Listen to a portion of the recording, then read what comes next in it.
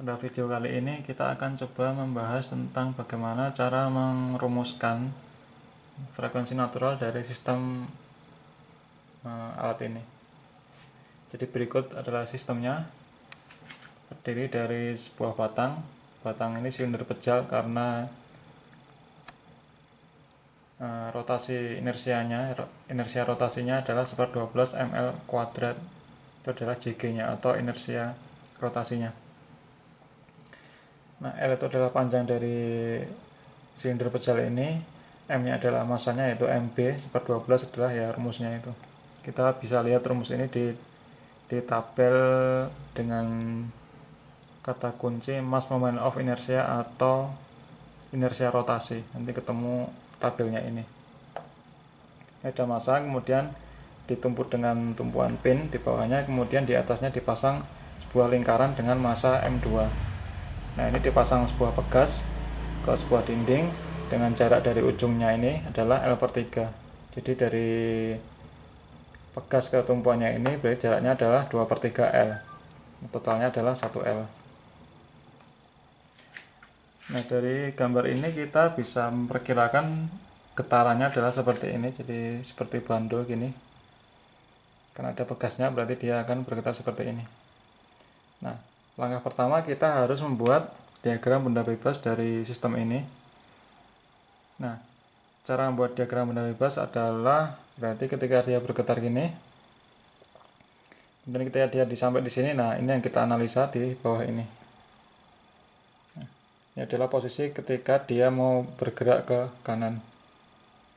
Nah, ini kondisi seimbangnya itu adalah di titik ini, tegak lurus ini. Berarti asumsikan bahwa di posisi tegak lurus ini pegas itu belum ada perpanjangan,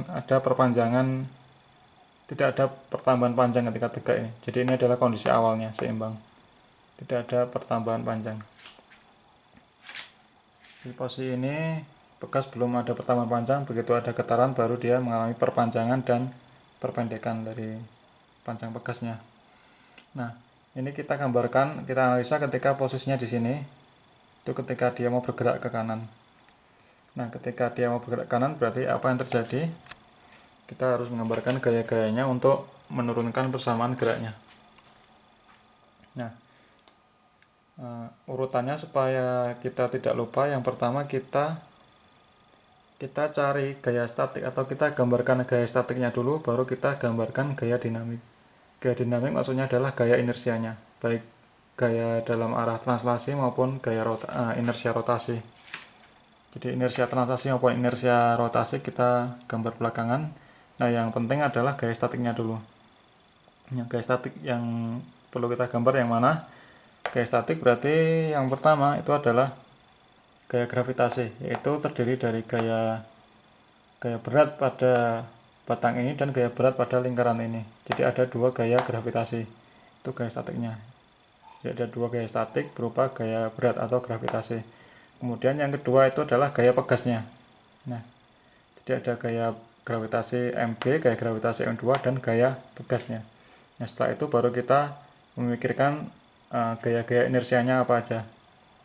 Nah, kita gambarkan dulu yang gaya gravitasi.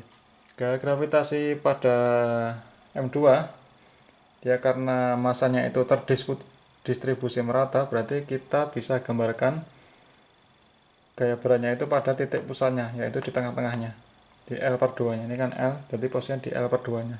Nah, itu kita gambarkan gaya gravitasi itu MB kalikan gravitasi G. MB kalikan G. MB adalah massa batangnya, arah ke bawah. Nah, yang kedua massa atau gaya berat akibat lingkarannya, yaitu yang ini adalah M2G. Ada satu, ada dua. Kemudian yang ketiga adalah gaya pegas. Gaya pegasnya adalah yang KX ini. Sini kan, sini. Ketika dia mau bergerak ke sana berarti ada ketarik oleh gaya pegas.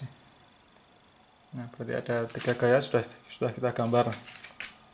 Nah, selanjutnya kita harus perhatikan, nanti kita akan mengambil momen di momen terhadap titik A. Berarti yang kita perlu perhatikan adalah lengannya. Lengan dari ketiga gaya itu apa? Lengan adalah yang tegak lurus. Berarti kalau ini ada gaya berat ke sini, ke bawah sini, berarti nanti lengannya adalah L per 2. Nah ini berarti yang ini kita harus uraikan ke dalam komponen sumbu ini.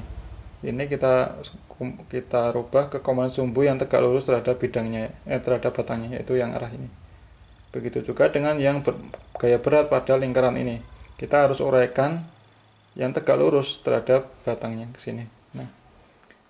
Nah, apa rumus untuk mengubah atau mencari komponen tegak lurusnya ini?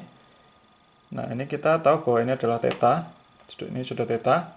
Berarti yang ini theta, yang ini theta.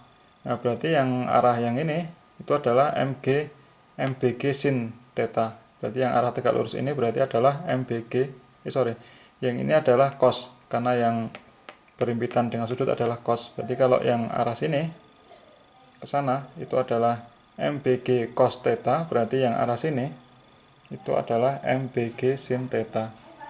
Nah, kita hanya gambarkan yang menimbulkan momen, yaitu yang ini, yang MBG sin theta, karena yang MBG cos theta itu nanti tidak menimbulkan momen karena jaraknya 0. Jadi kalau kita gambar nanti tambah rumit.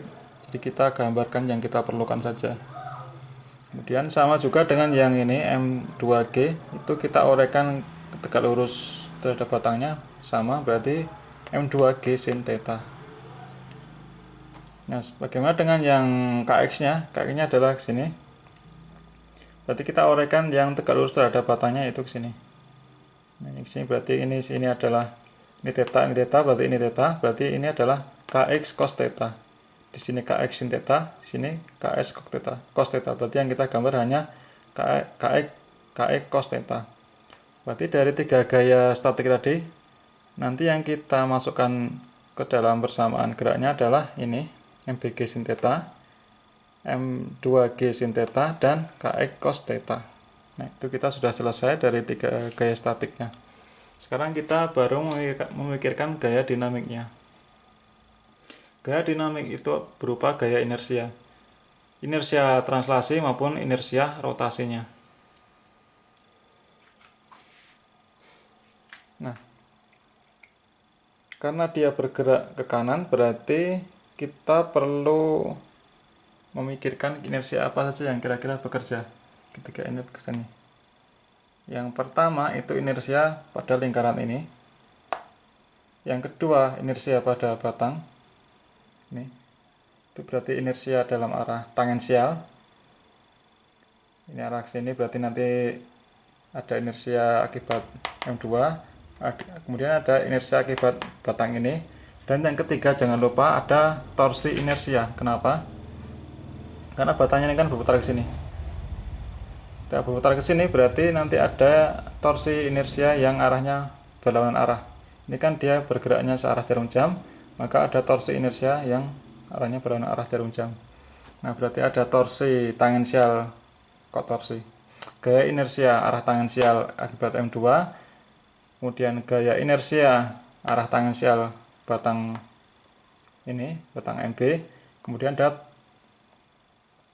torsi inersia ini, JG-nya ini. Kita gambarkan satu demi satu. Yang pertama akibat lingkaran ini. Karena dia bergeraknya itu searah jarum jam, berarti ada gaya inersia tangensial ke arah sana. Karena gerakannya ke bawah, berarti ada inersia ke arah atas. Nah, rumusnya adalah massa kalikan percepatan tangensial. Percepatan tangensialnya adalah alfa kalikan R, R-nya adalah L, berarti M2L, alfanya adalah theta double dot. Begitu juga yang batangnya ini. Batangnya ini ada percepatan tangensial, inersia arah tangensial, yaitu arahnya sama, karena dia bergerak ke kanan berarti dia inersianya ke kiri, yaitu massa batangnya itu bekerja di titik pusatnya kalikan dengan alfa R. Alfanya adalah theta double dot, R-nya adalah ini L per 2-nya. Pas di center of gravity-nya. Nah, yang ketiga adalah torsi inersia. Tadi kan ini adalah gaya inersia, ini gaya inersia arah tangensial. Sekarang torsi inersia. Nah, torsi inersia itu arahnya kan tadi kita bahas sudah berlawanan arah jarum jam, itu ke sini. Nah, besarnya torsi inersia adalah I kalikan alfa, atau inersianya kalikan alfanya. Inersianya adalah JG, dirumuskan dengan ini tadi. kalikan alfa. Alfa berarti theta double dot. Nah, hati-hati kalau kita mau menggambar torsi inersianya. Ingat, torsi inersia ini kita gambar pusatnya. Pusat torsinya itu adalah di titik pusatnya ini, di center of gravity-nya. Nah, ini yang benar. Yang salah seperti apa? Yang salah adalah seperti ini contohnya. Jadi kita gambarkan torsi inersianya itu dengan pusat di tumpuannya ini. Nah, meskipun nanti dalam perhitungannya itu tidak ada perbedaan, tetapi kalau kita menggambarkan ini itu bermakna lain. Kalau kita menggambarkan torsi inersia itu dengan pusat ini, pusatnya di tumpuannya, berarti tidak ada reaksi di sini. Kan pusat torsi itu kan tidak memiliki gaya apapun, jadi tidak ada reaksi. Nah, kenyataannya kan ketika ini berputar di tumpuan itu juga menahan gaya kan. Nah, yang benar adalah yang ini berarti. Kalau kita putarnya di tengah, berarti ini juga ada gayanya. Gaya reaksinya tidak sama dengan 0. Kalau ini kan gaya reaksi itu sama dengan 0, berarti ini keliru. Yang benar adalah gaya di tumpuannya itu tidak sama dengan 0. Ini adalah kondisi realnya. Berarti yang benar adalah yang ini kalau menggambarkannya. Di torsinya itu pusatnya di titik beratnya. Meskipun kalau kita gambar ini nanti hitungannya benar, nggak ada perbedaan, tetapi secara konsep berbeda. Nah, sekarang kita sudah buat seluruh gaya dan torsi yang bekerja. Saya ulangi lagi, biasanya yang kita hitung adalah momen terhadap titik A, berarti ini MBG sin theta dikalikan dengan L per 2. Kemudian momen yang lainnya adalah M2G sin theta dikalikan dengan L lengannya ini. Kemudian ini KX cos theta dikalikan dengan L per 3. Kemudian ini MB L per 2 theta double dot dikalikan dengan L per 2. Ini M2L theta double dot dikalikan dengan L. Yang terakhir adalah JG theta double dot. Nah, seluruh gaya-gaya dan torsi itu kita jumlahkan terhadap titik A. Bagaimana hasilnya? Nah, ini adalah kita turunkan, kita cari momen terhadap titik A sama dengan 0. Nah, kenapa kita sama dengan 0? Ini adalah kita gunakan hukum Newton pertama. Hukum Newton pertama kan tidak hanya jumlah gaya sama dengan 0, tetapi juga kita bisa turunkan menjadi jumlah momen sama dengan 0. Nah, kenapa kita pakai statik? Ya, kita seperti video sebelumnya, karena kita sudah menggambarkan inersianya ini. Semua inersianya yaitu berupa garis titik-titik putus-putusnya adalah inersia. Ketika kita menggambarkan inersia, maka kita tidak boleh menggunakan hukum Newton kedua, tetapi kita harus menggunakan hukum Newton pertama. Nah, kita cek satu persatu. Ini kalau berlawanan arah jarum jam adalah positif, jadi kalau searah dia negatif. Nah, mana yang berlawanan arah jarum jam? Yang pertama adalah ini JG double dot, JG theta double dot, ini berlawanan arah jarum jam. Kemudian yang ini MBL per 2 theta double dot kalikan L per 2. Ini. Kemudian ini M2L theta double dot kalikan dengan L. Kemudian KE cos theta kalikan L per 3. KE cos theta dikalikan dengan lengannya adalah L per 3. Kemudian tinggal dikurang-kurangi dengan gravitasi, dua gravitasi, yaitu MBG sin theta kalikan L per 2 dikurangi lagi dengan M2G sin theta kalikan dengan L. Ini M2G sin theta kalikan L dikurangi MBG sin theta kalikan L per 2 sama dengan 0.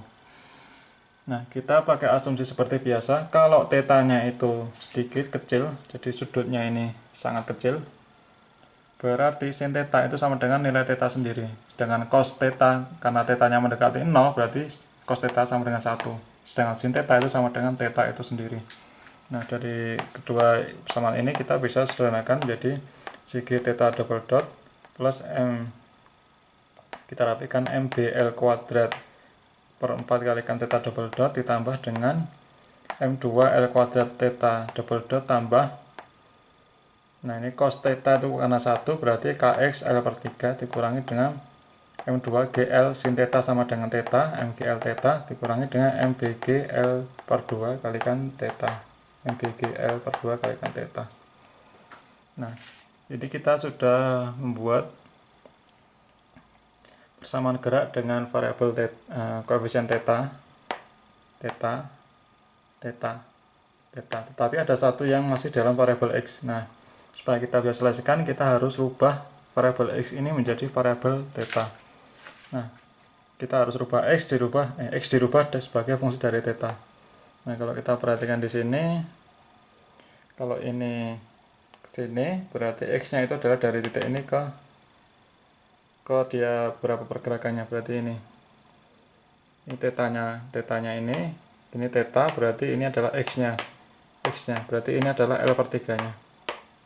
Nah, kita harus rubah menjadi fungsi dari theta. Kita pakai rumus sin theta itu sama dengan x